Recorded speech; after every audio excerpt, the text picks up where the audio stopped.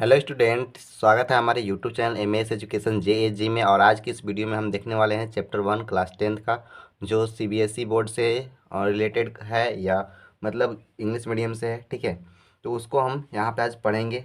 ठीक है, और यहाँ पर सबसे पहले वो जो चैप्टर है इंट्रोडक्शन ऑफ रियल नंबर, मतलब इंट्रोडक्शन हो रहा है रियल नंबर का। रियल नंबर यानी कि वास्तविक संख्या का यहाँ पे इंट्रोडक्शन हम लोग समझेंगे और एक एक पॉइंट करके उसका समझेंगे और अच्छे तरीके से उसका फुलफिल करेंगे। ठीक है, तो रियल नंबर होता क्या है पहले उसको हम लोग समझ लेंगे। Real number are the union of both rational and irrational number, यानी कि ये दोनों इरेशनल और रेशनल दोनों नंबर का ये एक समूह होता है। ठीक है, ये ग्रुप होता है, एक यूनियन होता है, उसी को हम अपने लैंग्वेज में बोल सकते हैं। ठीक है, these numbers can be express on A number line, मतलब इस नंबर को हम लोग क्या कर सकते हैं कि नंबर लाइन पर भी प्रेजेंट कर सकते हैं, वहाँ पर भी देख सकते हैं। ठीक है, नेक्स्ट में क्या कर रहा है, this numbers can B both positive और नेगेटिव, मतलब ये नंबर क्या है, पॉजिटिव में होता है और नेगेटिव दोनों में भी होता है।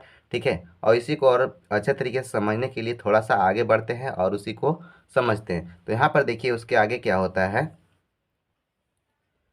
तो यहाँ पर देखिए हम ये नंबर लाइन ले लिए और यहाँ पर देखिए बीच में हम इसका एक जीरो पॉइंट ले लेते हैं। ठीक है, मिड टर्म में एक जीरो ले लेंगे। ठीक है, वहाँ पे क्या हो जाएगा, अगर वही राइट साइड में रहेगा तो पॉजिटिव में, और लेफ्ट साइड में रहेगा तो वो नेगेटिव में रहेगा। ठीक है, जो राइट साइड में आएगा वो पॉजिटिव और लेफ्ट साइड में जाएगा वो नेगेटिव। तो इधर पॉजिटिव का 1 हो गया। ठीक है, पॉजिटिव का 1, पॉजिटिव का 2, पॉजिटिव का 3, पॉजिटिव का 4, पॉजिटिव का 5। ठीक है, और सेम नंबर इधर भी होगा। तो इधर 1, 2, 3, 4, 5 और 6। ठीक है, मतलब दोनों साइड नंबर्स हम ले सकते हैं। तो जो लेफ्ट साइड होगा वो आपका नेगेटिव होगा, जो राइट साइड होगा वो आपका पॉजिटिव होगा। और इसमें हम लोग क्या कर सकते हैं कि रेशनल और इरेशनल, रेशनल नंबर को हम लोग पी बाई क्यू के रूप में हम लोग लिख सकते हैं। रेशनल नंबर को हम लोग पी बाई क्यू के रूप में लिख सकते हैं और ये Q is not equal to zero होना चाहिए। ठीक है, Q is not equal to zero होना चाहिए। और यहाँ पे वो क्या करा, इरेशनल, इरेशनल को हम लोग ये इस फॉर्म में पी बाई क्यू के फॉर्म में अगर नहीं लिख सकते हैं तो उसी को हम लोग क्या बोलते हैं, इरेशनल। तो इरेशनल का हमारा एक एग्जांपल हो जाएगा जैसे कि √5। ठीक है, जिसका भी अगर रूट स्क्वायर रूट ना निकले वो आपका क्या हो जाएगा, इरेशनल हो जाएगा। ठीक है, तो ये यहाँ पर हम लोग ये सारे चीज़ों को समझ लिए। तो हम लोग इरेशनल को भी और रेशनल को भी हम नंबर लाइन पे प्रेजेंट कर सकते हैं। ठीक है, तो उसी को हम लोग क्या बोलेंगे, रियल नंबर। और कुछ नंबरों से जुड़ी जानकारी को हम लोग और आगे बढ़ेंगे और उसी से समझेंगे। ठीक है, तो चलिए और आगे बढ़ते हैं।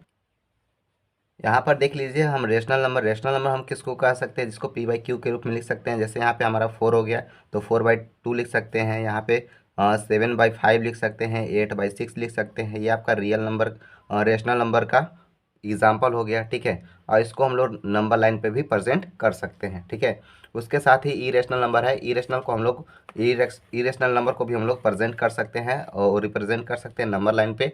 तो यहाँ पे इसको हम लोग √5 लिख सकते हैं, यहाँ पर √2 लिख सकते हैं, और यहाँ पे आपका पाई भी एक इरेशनल नंबर हो जाएगा। ठीक है, यहाँ पे ऐसे ही मतलब √11 भी हो जाएगा।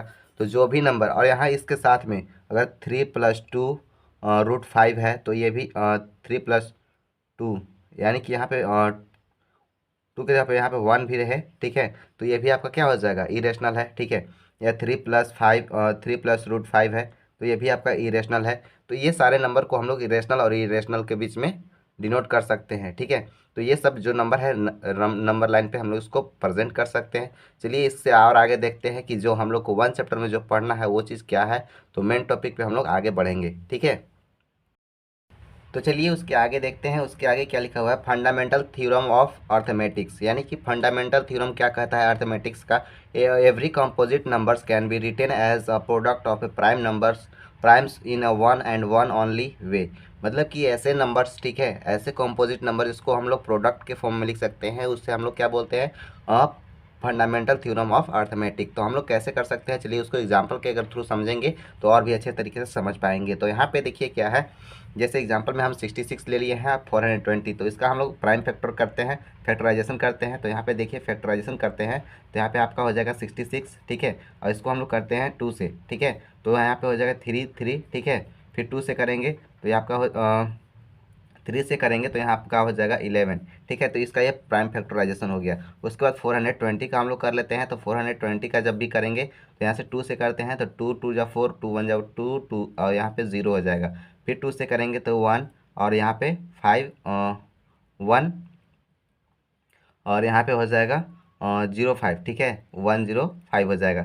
देन उसके बाद फिर क्या होगा, उसके बाद फिर यहाँ देखिए हम 5 से करते हैं, ठीक है। 5 से करते हैं तो 5 2 जा 10 और यहाँ पे हो जाएगा 5 1 जा 5, ठीक है। उसके बाद फिर 3 से करते हैं तो 3 7 जा होता है।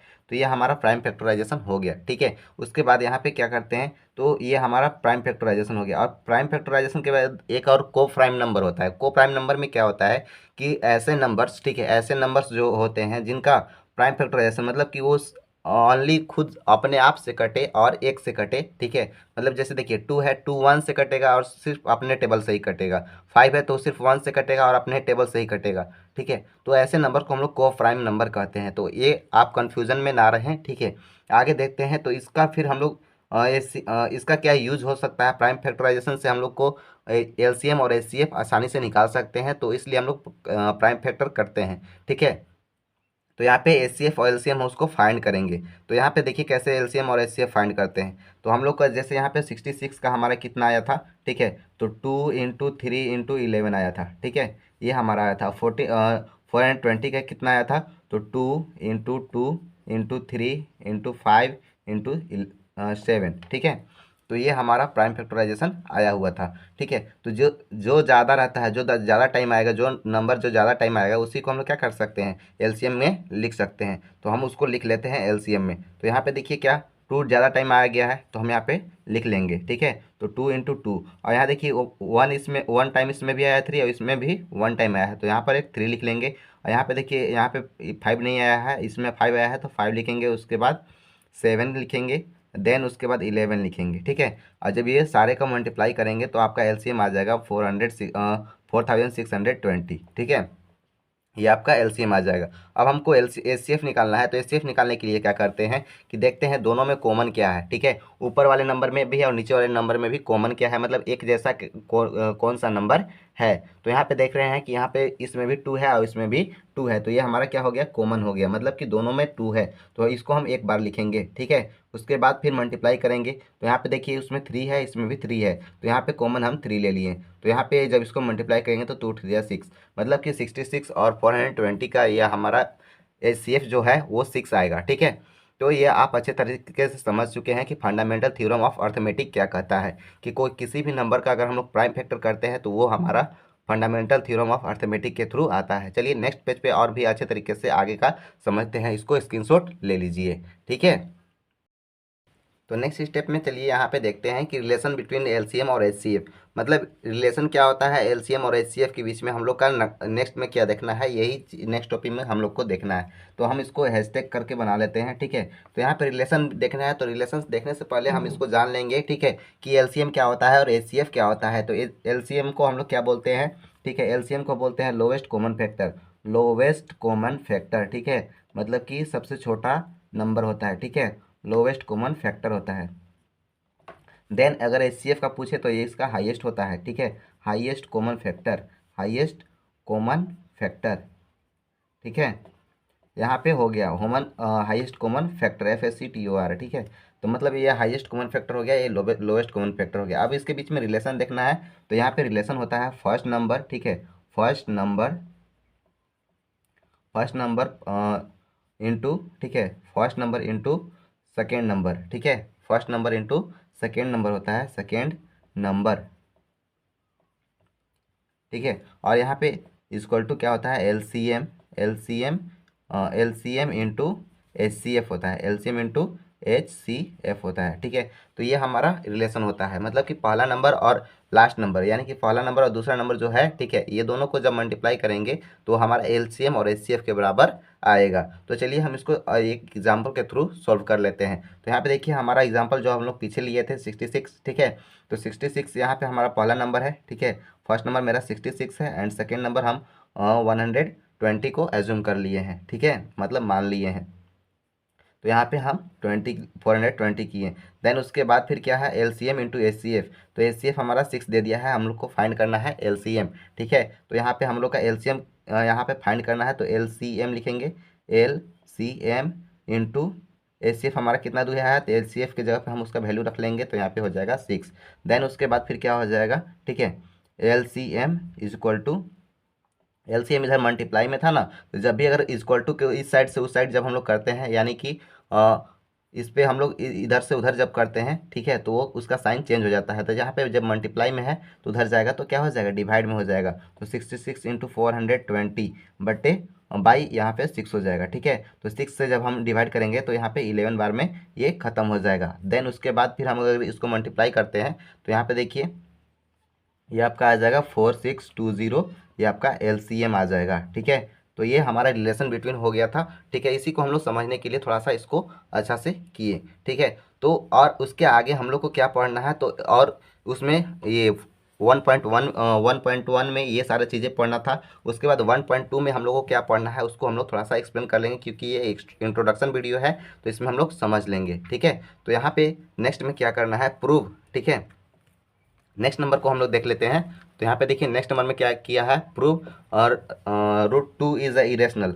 ठीक है, तो इसको प्रूव करना है कि ये इरेशनल है या रेशनल है। ठीक है, तो इसको हम लोग इरेशनल करने के लिए हम लोग पहले इसको सपोज कर लेते हैं कि ये क्या है, एक रेशनल नंबर है। तो पहले हम लोग इसको सपोज कर लेंगे और यहाँ पे लिख लेंगे। ठीक है, तो यहाँ पे पहले लिखेंगे सॉल्व। ठीक है, किसी भी, और ये जो ये नंबर है, इस नंबर से क्वेश्चंस बहुत सारा मैच होता है एग्जाम में, मतलब हर एक साल। ठीक है, ये क्वेश्चंस आते ही आते हैं, ये बहुत ही इंपॉर्टेंट्स हैं। तो ये दोनों में से एक वहाँ एक रिलेशन बिटवीन से मिलेगा और एक यहाँ से मिलेगा। तो इसको हम लोग सॉल्व कर लेते हैं। तो सॉल्व करने के लिए क्या करेंगे, तो यहाँ पर देखिए हम यहाँ पे अज्यूम कर लिए थे, let us assume the contrary that √2 is a rational. ठीक है, मतलब कि हम लोग ऐसा मान लिए थे कि ये √2 क्या है, रेशनल नंबर है। ठीक है, तो उसके बाद हम लोग क्या करेंगे, ठीक है, तो यहाँ पे ये जो √2 है, ठीक है, उसको क्या करेंगे, P/, जो हमारा रेशनल नंबर होता है उसको हम लोग P/Q के रूप में लिख सकते हैं। तो हम वहाँ पे नेक्स्ट टर्म में क्या लिखेंगे, √2। ठीक है, √2 इक्वल टू P/Q। ठीक है, और यहाँ पे P/Q क्या है, ठीक है, P एंड Q आर को प्राइम, आर को प्राइम। ये को प्राइम क्या होता है वो अभी हम थोड़ा पहले बताए थे। ठीक है, को प्राइम का मतलब क्या होता है वो हम अभी आपका थोड़ा सा पहले बताए हुए थे, लेकिन अगर फिर से हम आपको बता देते हैं। ठीक है, उसके बाद फिर क्या करेंगे, जैसे यहाँ देखिए √2 और P/Q। ठीक है, P/Q को हम लोग रेशनल नंबर के रूप में लिख सकते हैं। ठीक है, देन उसके बाद फिर P एंड Q ये हमारा को प्राइम है, मतलब कि इसके सिर्फ 1 के अलावा, ठीक है, 1 के अलावा और इसका कोई भी नंबर्स ना हो, मतलब खुद खुद से कटे और 1 से कटे, उसी को हम लोग क्या बोलते हैं, को प्राइम नंबर बोलते हैं। ठीक है, सिर्फ मतलब कि उसी नंबर का हम लोग को प्राइम बोलते हैं। देन उसके बाद क्या करेंगे, ये √2 है ना, √2 को हम लोग क्या करेंगे कि स्क्वायरिंग कर देंगे। ठीक है, स्क्वायरिंग कर देंगे, और कब करेंगे, ठीक है, पहले इसको हम लोग उधर लेकर जाएंगे, क्योंकि ये डिवाइड में है तो उधर जाएगा तो क्या हो जाएगा, मल्टीप्लाई में हो जाएगा। तो यहाँ पे √2 हो जाएगा, √2Q। ठीक है, अब ये दोनों तरफ हम स्क्वायरिंग कर देंगे। ठीक है, यहाँ P का भी स्क्वायर हो जाएगा, तो यहाँ पे हम लिख लेंगे स्क्वायरिंग ऑन बोथ साइड। ठीक है, स्क्वायरिंग ऑन बोथ साइड,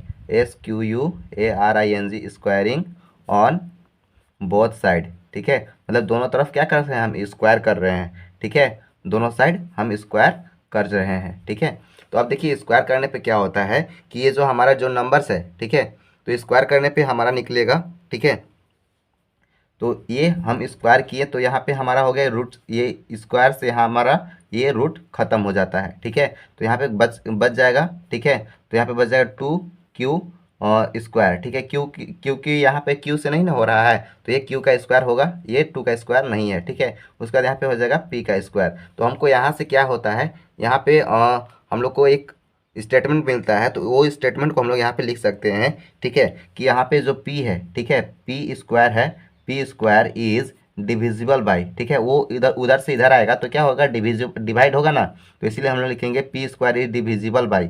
ठीक है, डिविजिबल बाई 2। ठीक है, ये हमने लिख लिया।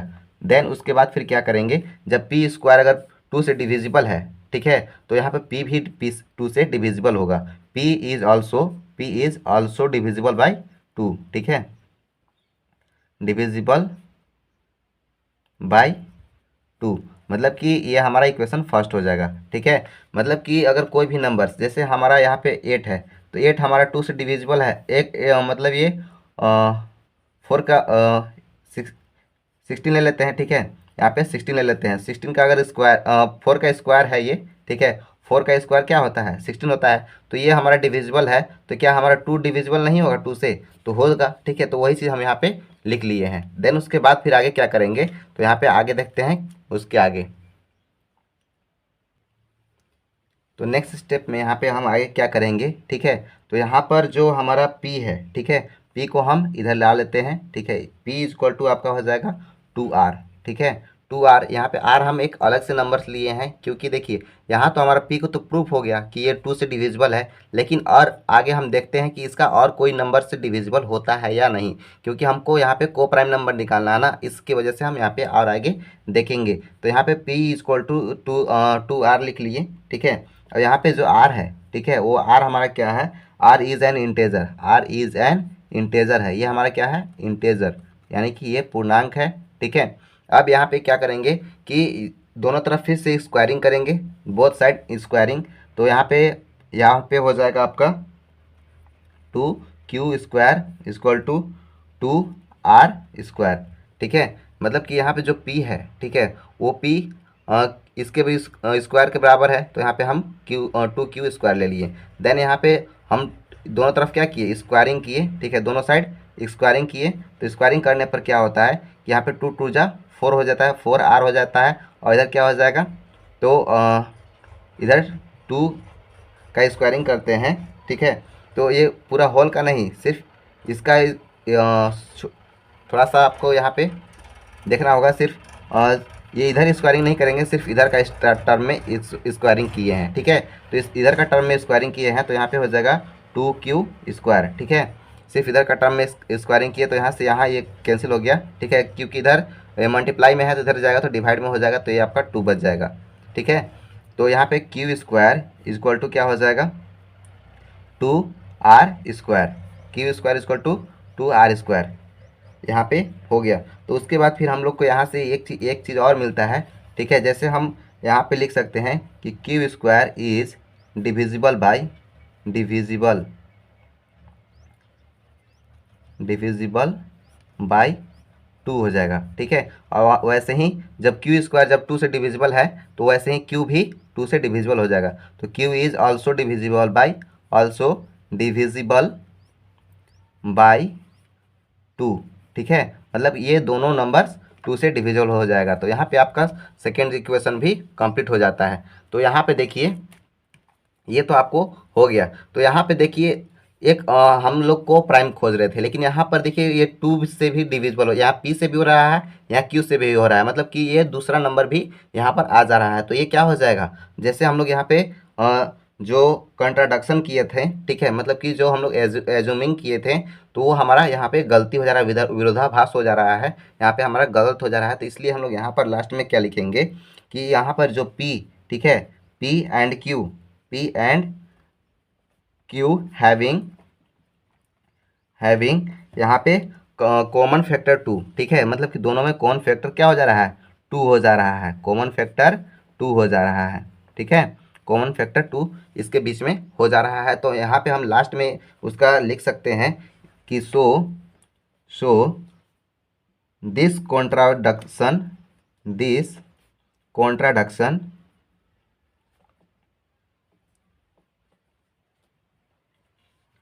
contradiction is arising because